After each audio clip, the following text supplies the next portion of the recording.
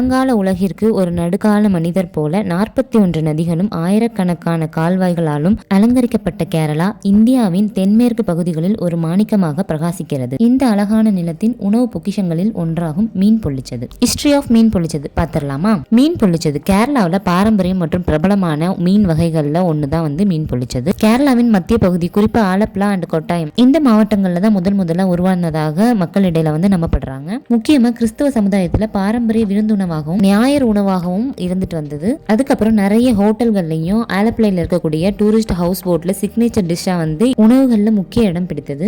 Most authentic version அப்படின்னு பாத்தீங்க அப்படின்னா கரிமீன் பொள்ளிச்சது. இதை இங்கிலீஷ்ல பேர்ல் ஸ்பாட் ஃபிஷ் அப்படின்னு சொல்லுவாங்க. கரிமீன் கிடைக்காத பட்சத்துல இதுக்கு ஆல்டர்னேட்டிவா நிறைய மீன்களை பயன்படுத்தினாங்க. ஃபார் எக்ஸாம்பிள் கருப்பு வவ்வால், கொடுவா, மொரல் மீன், அது மட்டும் இல்லாம விலை மீன், பாறை மீன், இந்த மாதிரி மீன்களை கூட பயன்படுத்த ஆரம்பிச்சாங்க. இது கேரளாவில் அடையாள உணவாக இருக்கிறதோட வெளிநாடுகள்லயும் பிரபலமாகி வந்துட்டு இருக்கு. வாழை இலையில உணவு சமைக்கிறதுங்கிறது பண்டைய தென்னிந்தியனுடைய சமையல் நுணுக்கம்னு சொல்லுவாங்க. வாழை இலையினுடைய அந்த வாசனை சமைக்கக்கூடிய அந்த உணவுக்கு ஒரு தனித்துவம் கொடுக்கும். சாமானியர்களால செய்யக்கூடிய இந்த டிஷ் ஏன் இவ்வளவு தூரம் ஃபேமஸ் ஆச்சு, உலக அளவில் ஏன் இவ்வளவு ஃபேமஸ் ஆச்சு அப்படின்னு இதை சாப்பிட்டு பார்த்தவங்களுக்கு தான் தெரியும். அவ்வளோ டேஸ்டா இருக்கும். வாழை இலையுடைய ஸ்மெல்லும் மீனுடைய மசாலாவும் எல்லாமே சேர்ந்து நல்லா ஃபிளேவர்ஃபுல்லா இருக்கும் சாப்பிட்றதுக்கு. இதனுடைய சமையல் முறையை சுருக்கமா சொல்லணும் அப்படின்னா, மீனை வாஷ் பண்ணி கிளீன் பண்ணிட்டு மஞ்சள் மசாலாவில் ஊற வைக்கணும். அதுக்கப்புறம் நம்ம நார்மலா வெங்காயம் தக்காளி போட்டு கிரேவி எல்லாம் பண்ணுவோம் இல்லையா, அதே மாதிரி பண்ணணும். அந்த கிரேவியில நல்ல திக்கான தேங்காய் பால் சேர்த்து நல்லா மிக்ஸ் பண்ணி சுண்ட விடணும். அதுக்கப்புறம் வாழை இலையை வாட்டி அந்த கிரேவியும் பொரிச்ச மீனையும் சேர்த்து பொதிஞ்சு தோசை தவால போட்டு ஃப்ரண்ட் அண்ட் பேக்